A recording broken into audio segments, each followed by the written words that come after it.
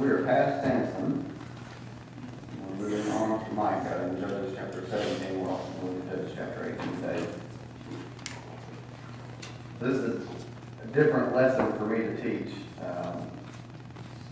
Normally I'm used to teaching lessons that kind of the part of the lesson that you teach on what God said or what God did. And there's not much in these 2 chapters about God's instructions to Micah, so I think that's unique in this lesson. All right, we'll start out in Judges chapter 17, verses 1 through 13. Now there was a man from the mountains of Ephraim, whose name was Micah. And he said to his mothers, the 11 shekels of silver that were taken from you, and on which you put a curse, even saying it in my ears, here is the silver with me, I took it. And his mother said, may you be blessed by the Lord, my son. So when he had returned the 1,100 shekels of silver to his mother said, I had wholly dedicated the silver from my hand to the Lord for my son, to make a carved image and a molded image. Now therefore I will return it to you. Thus he returned the silver to his mother, and his mother took 200 shekels of silver and gave them to the silversmith, and he made it into a carved image and molded image. And they were in the house of Micah. The man Micah had a shrine, and made an ephod and household idols. And he consecrated one of his sons, who became his priest. In those days there was no king in Israel. Everyone did what was right in his own eyes. Now there was a young man from Bethlehem in Judah, of the family of Judah. He was a Levite, and he was staying there.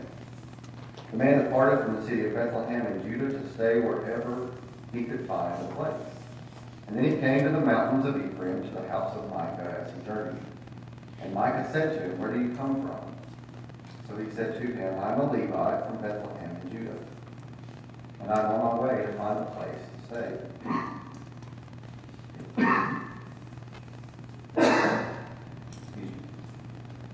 Micah said to him, dwell with me and be a father and a priest to me. And I will give you 10 shekels of silver per year, a suit of clothes, and your sustenance. So the Levite went in. Then the Levite was content to dwell with the man, and the young man became like one of his sons to him. So Micah consecrated the Levite, and the young man became his priest, and lived in the house of Micah. Then Micah said, now I know that the Lord will be good to me, since I have a Levite as a priest.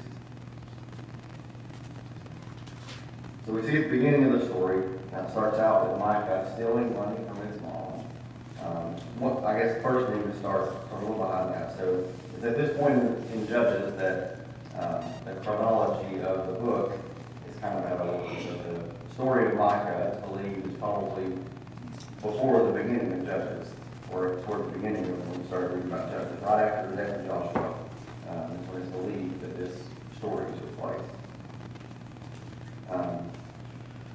So it starts out with Micah stealing money from his mom. He steals 1,100 pieces of silver.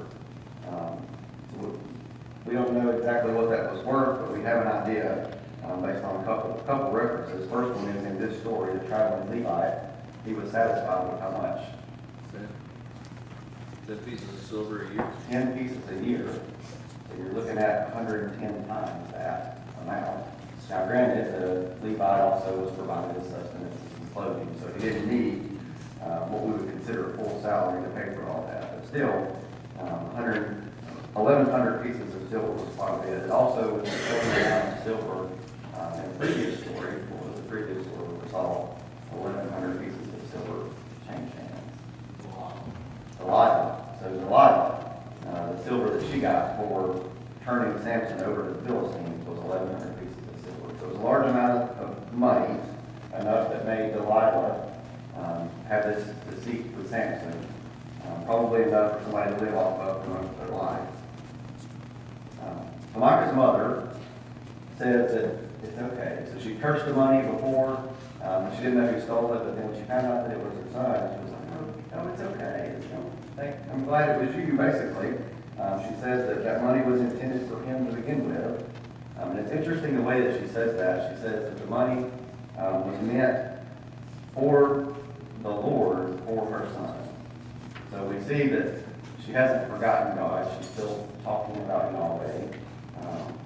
It's interesting to see how she works that. But she wants this image made, and Micah evidently agrees with that. Was the image a representation of Yahweh, or was it an image of another God? What do you think? There was no image of Yahweh. So was it intended to be? No. Yeah. Yeah, so We really don't know that. so John brought up Aaron's golden calf. So while Moses was on the mountain, the Israelites wanted to make this God, this image, as God. The golden calf they made to represent Yahweh. But Yahweh didn't like that. And I think in the same case, probably the image was based on the words where the mother said she wanted to make the image for the Lord, for the Son. And she probably was making this image that was supposed to be or represent Yahweh. But if we look at Exodus chapter 20, verses 4 and 5, we see why Yahweh doesn't like that. It says, "You shall not make for yourself a carved image, or any likeness of anything that is in heaven above, or that is in the earth beneath, or that is in the water under the earth. You shall not bow down to them, nor serve them, for I, the Lord your God, am a jealous God." So even if Micah and his mom insisted on making this idol, or this, whatever it was, in the image of Yahweh, Yahweh still didn't approve of that. Regardless of who it was made to represent, it still was something that was a God of some sort that they were worshiping. It took away from Yahweh, the one and only God. The only thing that gave me pause about that was the Levites being willing to see them go along. Yeah. It seems the Israelites, though, historically, both before and after this, had this obsession with making a God, or making a God in man's image, whatever man wanted God to be like. And it's not part 6, inserted in the story. Everybody just doing what they thought they should do. Right. They had to be very sincere when it was doing it. But it was supposed to be. Right. So Micah was doing just as Israelites before had done, and just as Israelites after had done. They were making these images, sometimes even in the image of God, but actually Yahweh that they were serving, even though it went against what God had told them to do.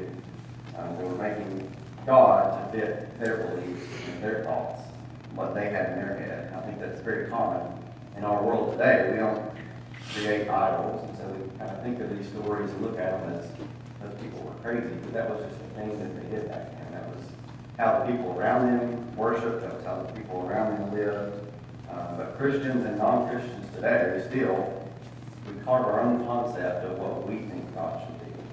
And then we take that concept and assume that that idea that we created in our head is what God is or what God should be, which is against what the Bible says. The Bible tells us who God is.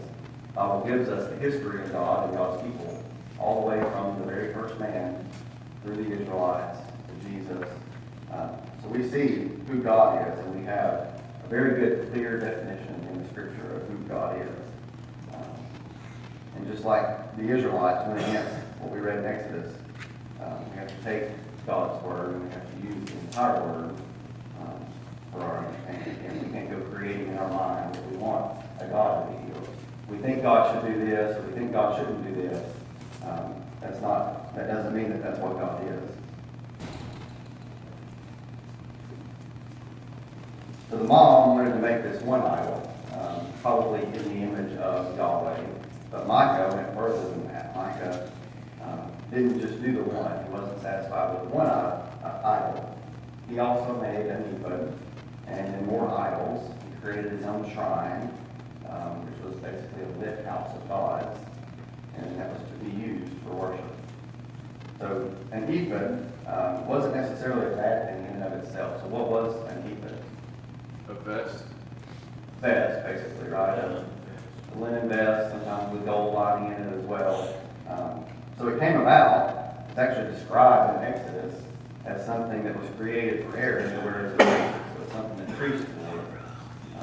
So it was considered kind of a sacred thing, I think, probably more so by the Israelites than by God. I think because God instituted this for Aaron, where the Israelites took that as a holy thing. And just like we just talked about, that what they envisioned should be important, they're placing more importance on something than what God himself did. So Micah also made household gods, and the way it actually works, it seems like he might have already had a shrine before his mom built this image of Yahweh, and then he also added to it household idols, which is the word teraphim. These were gods that were worshipped to bring prosperity and guidance. And so they came together, they would come to the shrine, and they would worship not only Yahweh, but worship all these other gods, and feel like they were covered. Because whatever Yahweh didn't cover, his God did. But as Jody was saying, Micah's intentions didn't necessarily seem to be all bad. He's just seriously misguided in what he's doing. And as we've seen Israel doing time and time again, instead of turning their back on God, which is kind of what we talk about a lot when we look at the history of the Israelites. If they turned their back on God, it's not what they did a lot of times. They kept their eyes on God. They kept worshiping God. But at the same time, they had troubles in their life. And so they thought their idea of God was, if we're worshiping the one true God, our life should be perfect. We should have no troubles. We should have no enemies. Everything should be perfect. And that's just not the way that it was. So they recognized that on some level, that Yahweh was a real God, but at the same time, their thought process thought that the more the better. The more gods there are, the better it is.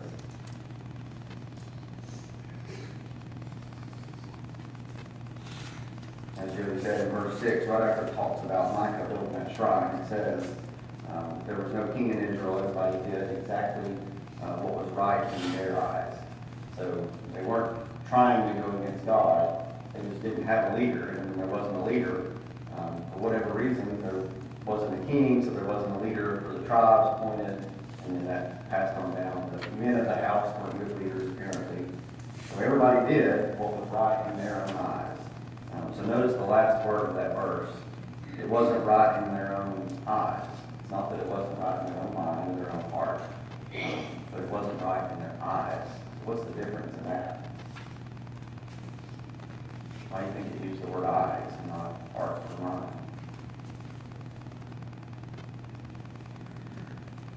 We look at some other examples in the Bible. For Adam and Eve, what seemed right in the eyes of Adam and Eve? For taking of the fruit, right? And with their eyes, it seemed good, it seemed pleasing. But do you think that their hearts and their minds really agreed with their eyes? Probably not. Their eyes were deceiving them. Or what about Jacob's sons when they sold Joseph into slavery? They did what was right in their eyes because Joseph was the special one. He got special treatment. They weren't getting treated fairly, so it was right in their own eyes to sell their brother off so that they would get treated more fairly. But probably they knew in their hearts that that wasn't the right thing to do. Or we look at the example of David when he saw Bathsheba. He was on the roof. The issue was not with his heart, it was not with his mind. He was a man after God's own heart. But the issue was what he saw with his eyes. His eyes deceived him, and he did what was right in his own eyes. And so that's what Micah was doing in this case. What the Bible tells us. He was using his eyes, he was letting his eyes guide his actions instead of letting his heart and his mind guide his actions. We even saw the same last week with Samson and Delilah. Delilah was for Samson. That was his sin. It was the sin that was right in his own eyes, but obviously not for his well-being. Proverbs chapter 14, verse 12 says, "There is a way which seems right to a man, but its end is the way of death." So we're living in this world that's full of sin. Satan's around us. He's tempting us every day. He uses our eyes against us in everything that we do.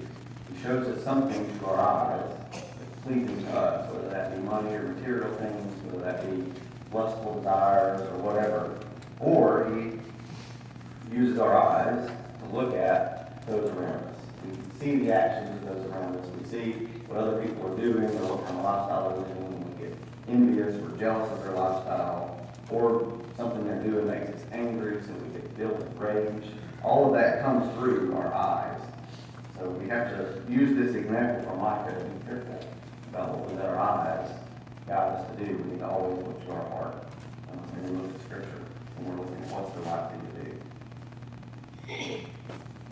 The Bible doesn't tell us in our minds to create our own image of what we think heaven's going to be like and what the path to heaven is.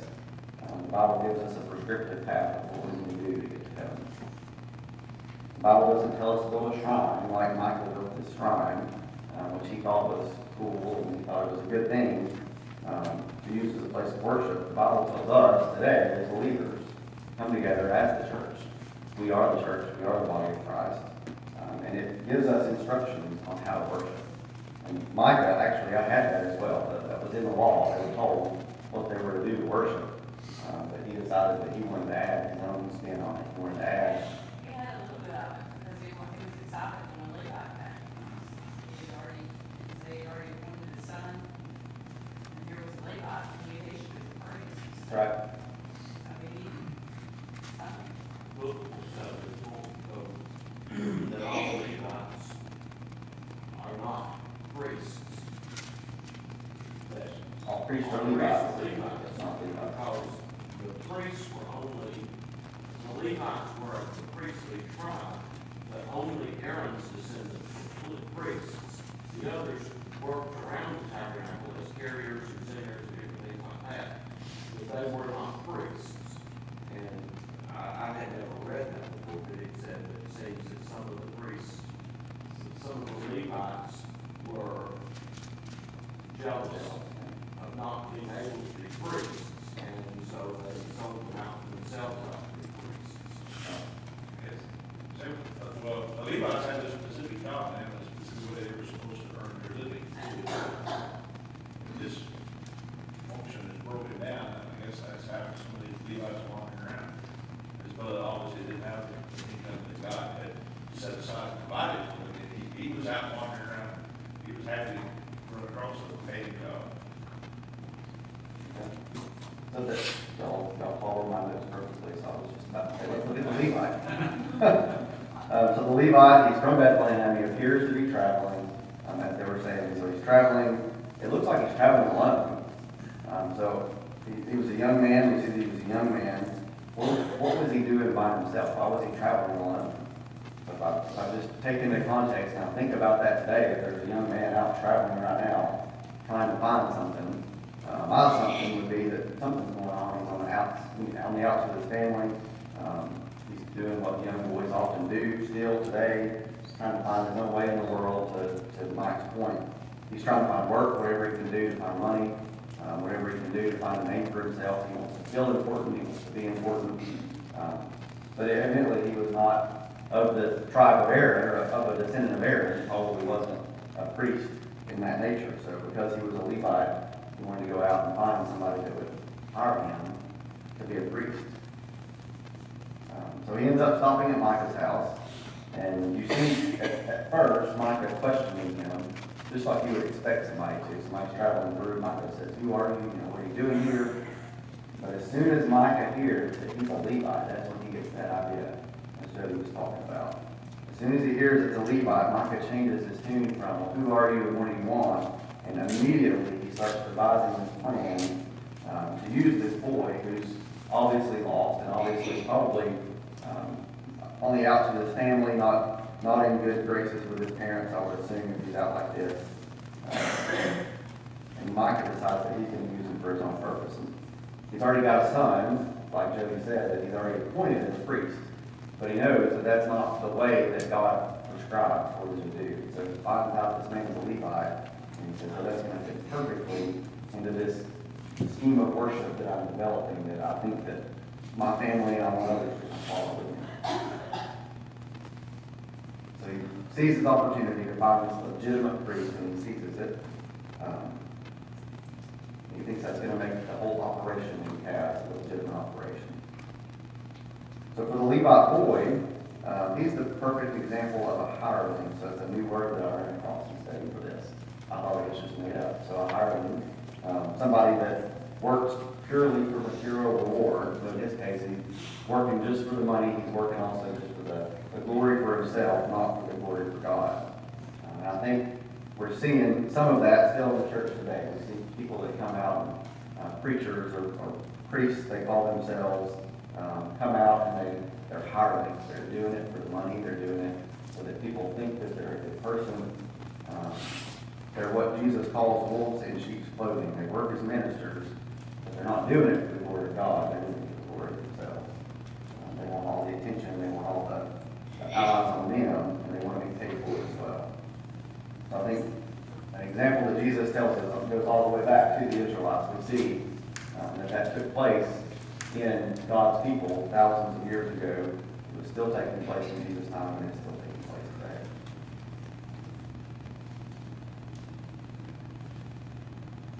In the last verse of chapter 17, Micah makes this statement. Now I know that the Lord will be good to me, since I have a Levite as a priest. So this verse here points out Micah obviously knew things about the law. He knew what the law said. He knew about Jewish priests. He knew about their attire. That's why he had the ephod made. He knew about their lifestyle. But instead of studying and following all of the law, he decided that he was going to cherry pick this one part and he was going to mold it into what he thought was right, or what he wanted to be right, just like we talked about before. And then he wanted to call himself good for that. He wanted all eyes to be on him, picking out just enough scripture. And I think we see that a lot today. We see people picking out these verses from scripture and making that kind of their life's motto, and ignoring everything else in scripture, but saying that they're a Christian and trying to get people to follow them and go along with their way, and not call sin sin is the big thing we're seeing today. Take the one scripture about love everybody. We're supposed to love everybody. And that means evidently that we're not supposed to say that the things that the scripture says are wrong are wrong. And that's just not what God tells us to do. Let's go ahead and read chapter 18. And next week it's scripture right into chapter 19. A little bit long, but I think it's worth reading. In those days there was no king of Israel, and in those days the tribe of the Danites was seeking an inheritance for themselves to live in. For until that day an inheritance had not been allotted to them as a possession among the tribes of Israel. So the sons of Dan sent from their family 5 men out, their whole number, valiant men from Cory and Merrell, which is where Samson was buried, I believe, to spy out the land and search it. And they said to him, Go search the land. And they came to the hill country of Ephraim, to the house of Micah, and they lodged there.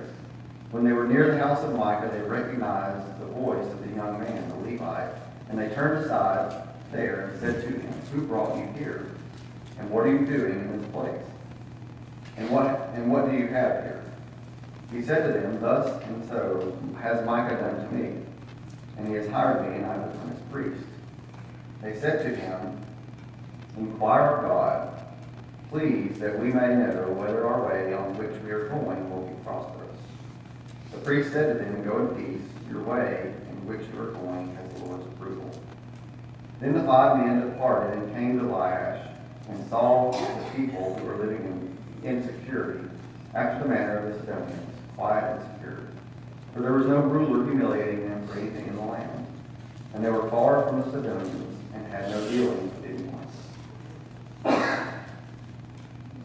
When they came back to their brothers at Zorah and Eshtaol, the brothers said to them, What do you report? They said, Arise, let us go up against them, for we have seen the land, and behold, it is very good. And will you sit still? Do not delay to enter to possess this land. When you enter, you will come to a secure people with a spacious land, for God has given it into your hand, a place where there is no lack of anything that is on the earth.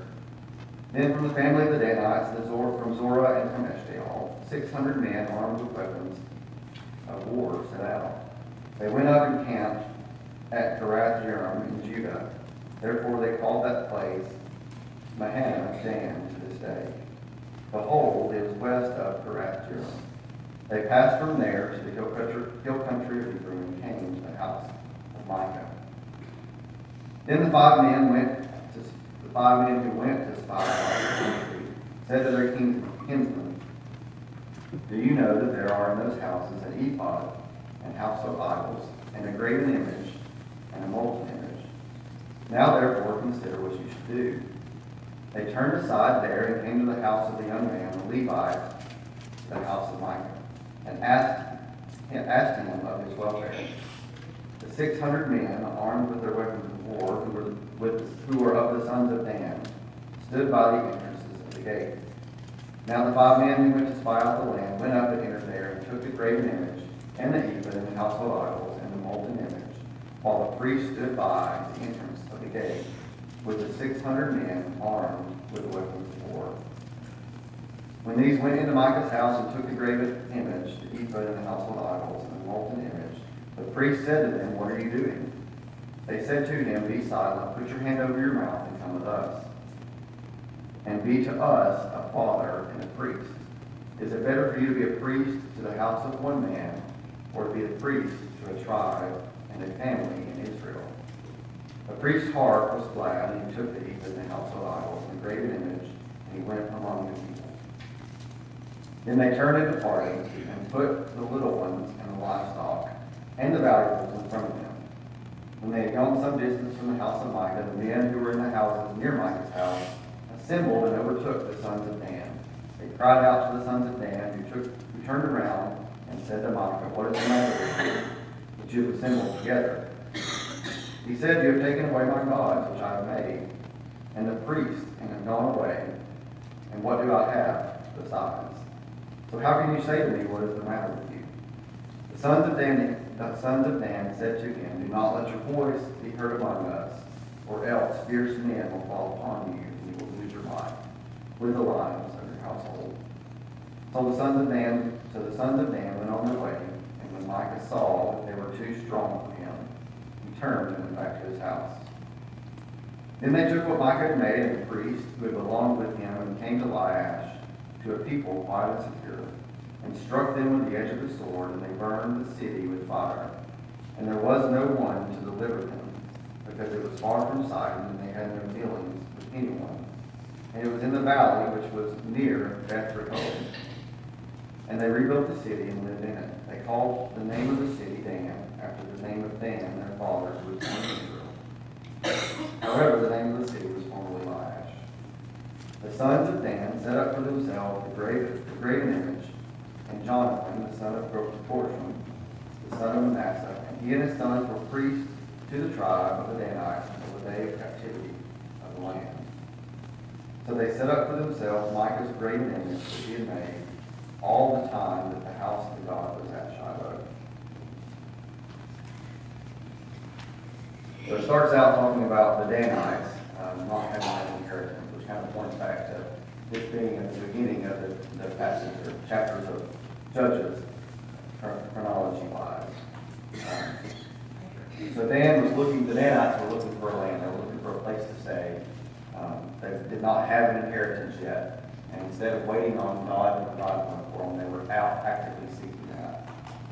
And so I think it's interesting in this passage when we see them come up, the first time they come up to the priest, they see what Micah's done, they see all these images, these idols that Micah's made, that he worships, they see the ephod, and their response isn't what you would expect other Israelites' response to be. It wasn't like other Christians today saw somebody else in sin, you would hope that they wouldn't come in and start committing the sin with them. That's what they did. They saw this image, they thought that it was good, they liked the priest, and they wanted to take this priest, they wanted to take these images. So it must have been some shrine for them to be jealous of it, to want to take all these things that Micah had set up and go with them as they go take over this land that they found.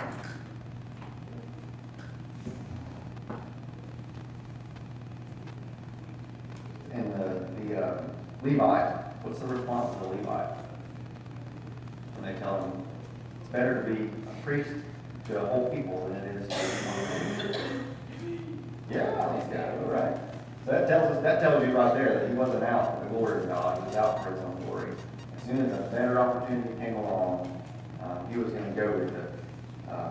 But as I said at the very beginning of this, even with them coming and talking to the priest, the priest responds to them and tells them to go on their way, that there will be peace, is what they say. The priest tells them something about what the Lord says, but the scripture doesn't say a word about the priest consulting God. It doesn't say that the priest got that from God. It was just something the priest responded. It felt like he had the authority to do that. So I read this chapter, and the whole takeaway from this chapter for me is this kind of shows you the point that the Israelites were at, leading up to the events that we've been reading about in Judges, leading up to all the times where God's given them over. He's given them over to the people in the lands that they're supposed to be overtaking. But it's because of activities like this, things that they're doing that they shouldn't be doing, and they do it consistently. And it's lessons like this in the Old Testament that give me a little bit of hope for our country today. We look at our country and we think, how bad everything is, and we look around and see all the sin in the world around us. But if we look back, we see in Scripture examples like this. We see where these were supposed to be God's people, and they were worshiping other idols. They were doing things that they weren't supposed to be doing, and still they ended up coming back to God and fell away to come back to God. So we would see what we've been looking at over the past few weeks. We've seen time and time again, it'll be a 40 or 50-year time span. The Israelites go off, they live in sin, they forget about God, and then all of a sudden they come back to God and they have 40 years of peace. So to me that was a promising thing in reading this chapter. If you look at the world today, the last 50 to 100 years in our country, as things have continued to get less focused on God in our country, I think it's something that we think can't be turned around, but if we look at scriptures, we see that it can be. Cory, it's not very comforting to see what the children of Israel usually had to go through to draw them back. That's right. That's very true. The Levite tribe became corrupt. And the priest was to be the priest in the tabernacle, not in the privacy of my home. So they became grieved, and they even went to the point of worshiping idols. It's just unbelievable. Worshipping the garments of the priests. Yeah. To me, that one's the one that makes no sense. And at that time, they had, like you said, they had no leaders. And when there's no leaders, you have chaos. Anytime, anytime. Anybody else have that? That's right. That's right. Anybody else have any thoughts before we close today? I think that's why we have the leadership and roles set up in the church. If you this as a church, as a body, you should have elders. And if you don't, you sometimes see that same chaos and trouble within the church. Yeah. Sometimes we have, we do, but especially if you don't. And there are a lot of churches that add to it, right? They add to what Scripture says, and that's a lot of what we see the Israelites doing here. They're adding to what Scripture said. So, yeah, it's a good point. If church leadership's not set up correctly, it's going to be the same as what we saw when the people of Israel. So, any other comments before we close? Don, you care to close? Pray. Heavenly Father, we thank you for this day. Father, we thank you for the opportunity to study your word. We thank you for preserving it for us all through these generations. Father, we thank you for the Holy Spirit that brought it and carried it along with the prophets that wrote it. Father, we thank you for Jesus, our Savior. We thank you for his willingness to come and be our sacrifice. Father, we pray that as we study your word, that we will gain truths from it and help us to make our walk stronger. Thank you so much